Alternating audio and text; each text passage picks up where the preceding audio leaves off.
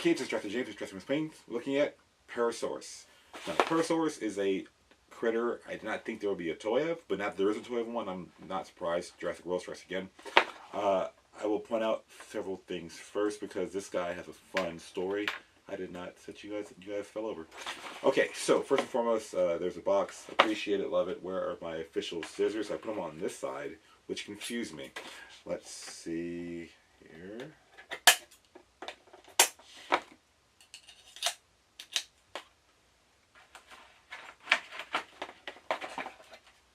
Well, that's it.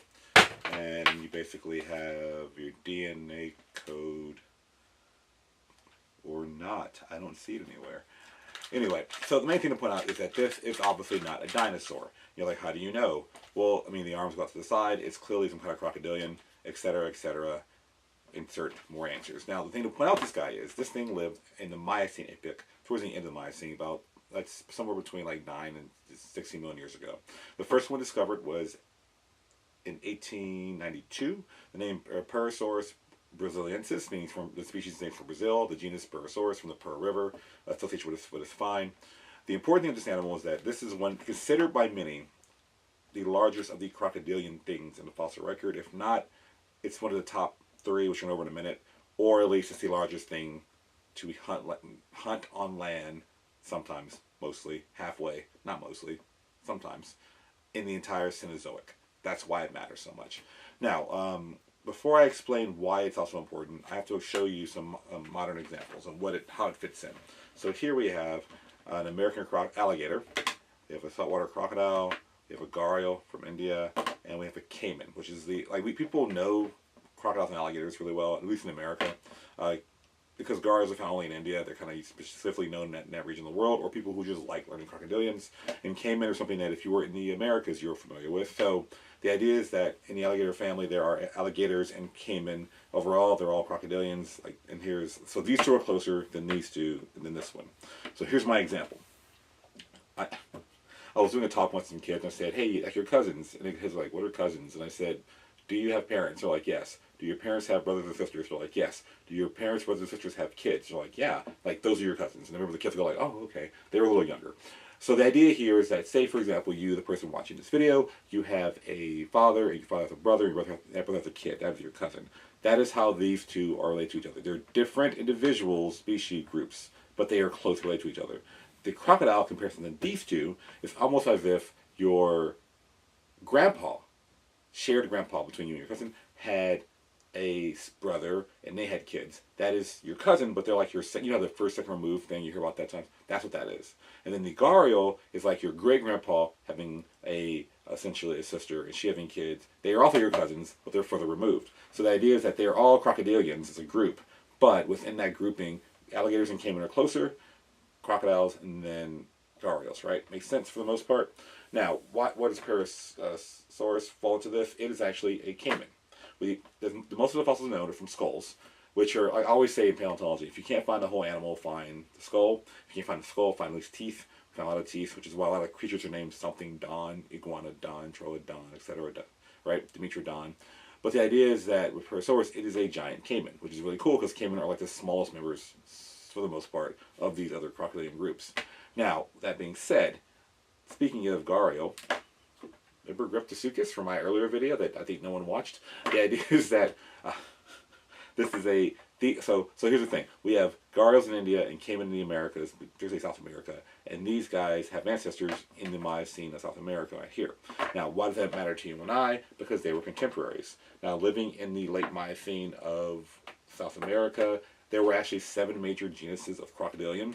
And if you notice, the first thing I want you to notice is that look at these skulls, the heads. They are very different shape. That's what we call niche partitioning, meaning that, yes, they all eat meat, but what did they eat, how did they hunt, is different because of the shape of their mouth and snouts. And so for something like this more narrow snout is more of a fish eating thing. This more broad, wide, crushing snout, that is something for eating everything. And in fact, when you look at the dimensions, the earliest estimates are this animal is like 13 meters, which is like almost 40 feet. A re-measuring of it. And I always say when a paper comes out, wait a year. A re-measuring suggests more around the size of 33 to 35 feet, which is still gigantic. And so either way it goes, in some ways the bite force calculations, the girth and the weight of the animal is similar to that of T-Rex actually. And so the difference, of course, is it's a crocodilian walking in the water, somewhat on land. There's some footprints associated with it on land and terrestrial sediment. But the idea is that this animal is a giant crushing, generalist top predator. It was by some estimations, the largest Cenozoic land predator. I say land, not ocean. I mean, we had Megalodon at the same time this guy was living in the rivers. We have Megalodon in the ocean. So, not the biggest thing ever to be eating meat in that time, but on land it was. And so these two are contemporaries. Now, why does it matter to you and I? Because Jurassic World made also Sarcosuchus. So you're like, this guy is not in our largest running. Cryptosuchus is not. Sarcosuchus, this guy, and this is who made you? Let's see, 1995, Safari, Dinosuchus. I am surprised, but waiting for them to make a Dinosuchus figure. Dinosuchus is far more famous, I think, in my experience talking to children and families, which is, of course, the world. Talking to people in general, not just that. Like even corporate events, people know Dinosuchus, right? And so the idea is that I'm sure they're going to have a Dinosuchus figure coming out at some point. I will tell you, though, that, as I mentioned Family Tree earlier, these two are closer to more modern ones. First of all, time. These are living like 6 million years ago. This is living in South America. This guy's living Sarcosuchus, which I did a video before. In Western Africa, 110 million years ago, early Cretaceous. And then Dinosuchus living 65 million years ago in West Texas. And this is mainly known from teeth and partial skeletal remains, not as well as like Purussaurus has a whole skull, or a near whole skull. And so these are some of the bigger of the animals known. So it's only a matter of time before the Jurassic World line makes Dinosuchus figures. In the meantime, that's what we're looking at. And again, what's the biggest one? The size, as of right now, because it's all estimations, because you don't find a whole animal. And so the idea is that we see, which is kind of fun for paleontologists who specialize in crocodilians, because we have modern crocodilians and a variety of them actually. So you can compare the parts of compare them and do measurements and do estimations. Now, are there situations where the animal's skull might be unusually proportional to the body, or the tail longer than usual? Yes, but overall, there's so many crocodilian types that you can measure them all and look at them and say, well, it must be around this size because we see this general range of growth. But I will tell you one thing that crocodilians do have that we don't know if dinosaurs had it, but we do know crocodilians have it. Mammals do not have this. It's indeterminate growth, meaning that, let's say you are an alligator today. I don't know the real number, but say 20 feet long means you're a full adult. Well, you can grow to 20 feet long, but then you keep growing, but slower after that. Humans, for example, we grow until we're like 25 years old. And the idea is that you're growing and growing and growing. You have a rapid growth in your teenage years, and you kind of start slowing down again. And then you're kind of like done growing tall until you get really old and start getting shorter. Your bones begin, So the idea of a crocodile, they can continue growing beyond that. And that's really a cool thing to point out. So again, I know there's an obsession about what's the biggest dinosaur, crocodile, whatever. I personally don't care about those kind of things. I'm looking at what's its role in the environment, where does it set out, which brings me to why is it no longer here. So I'm going to put these guys over. There is an order to this channel. If you don't, I know you can't tell, but there's an order to this channel. And so, what's going on here in South America is that South America, first of all, when Pangea breaks apart in the Mesozoic, in Jurassic period in particular, South America breaks away as an island for millions of years. And it's just, I think from like, I won't give you a direct number, but somewhere around, I know about 120 million years ago, it's broken, or 140 million years ago, really, that range, Jurassic, it's breaking apart from Africa, right? And so, until 2.7 million years ago, South America was by itself. It was an island, a continental island, kind of like Australia. And the idea here is that the animals living there were very different. Now, I mentioned before the great western animal, whatever. The idea is that 2.7 million years ago, when Panama forms as we know it, and it connects Central and South America to North America, we see camels, horses, and deer, and all these things traveling south. Camels becoming llamas, right? We see some sloths and armadillos going north. So it's a western interchange of animals. This is before that. This is like 6 million years ago. So essentially, it looks like, if you were to go back, it would look like the rainforest today in some ways, because the Andes Mountains are still kind of growing. They're not quite there. And so where these two and these 5 other major crocodile types are living, their prey items would have been fish, first of all. The paper says, what do you call it? This says pelicaform, so birds like this. This is not one of them, but birds like this. You would have seen armadillo and sloth ancestors in this time walking around. A large rodent, which is the relative, I wouldn't say direct ancestor, but at least relative of a capybara, which is today the largest rodent in the world. Whenever I mention giant rodents, people think of giant rats. Like, no, like big hamsters in some ways. And then turtles. There is one turtle specimen that has a biomark in it that is associated to this animal, but not fully accepted by everybody. But river dolphins as well. And then there's mammals called nodo-ungulates, which is a great example of convergent evolution.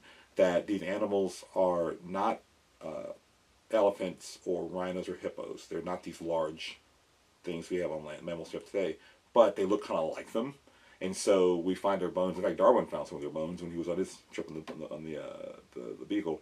And the idea is that these animals are another group of placental mammals. Placental mammals being mammals who are not kangaroos with pouches or monster shrews lay eggs. Have placenta when they're born, like dogs, cats, horses, elephants, all that stuff. So they're another group of placental mammals that there are no toys of, at least in the Americas. America, and two, they look like those things. So they're like their own version of hippos and elephants and things. So those would have been, if they got too close to the water, the main prey of Purussaurus, right? And so I'm going to do, what does it do? It does, that is very good. I like that. That's very simple. It doesn't make any noises. I love that there's no noises. Oh, there's a DNA code. So I think they had like the figures where they would pull the DNA code out, and now it's just under the foot again, which I don't care, because I know kids today need to scan something in their phone or iPad, but I think the toy is enough. And I've said it 1,000 times. The toy is enough. But anyway, so Purussaurus would have been the top predator's environment, and so the general modern understanding of like bears and wolves on land, these predators, there were not, that we found so far in South America at this time, in my scene, there are not a lot of large terrestrial mammalian carnivores. And so the idea is that these guys were the top predators. And that's not weird because you don't have a lot of large terrestrial mammal carnivores. We have a jaguar today. There's, and there's parts of Brazil, you have like the main fox wolf thing. But the thing is, that makes sense for the environment. It's a swampy, wet environment. The crocodilians are loving this environment. And they have all the fish and birds and little mammals they can eat, right?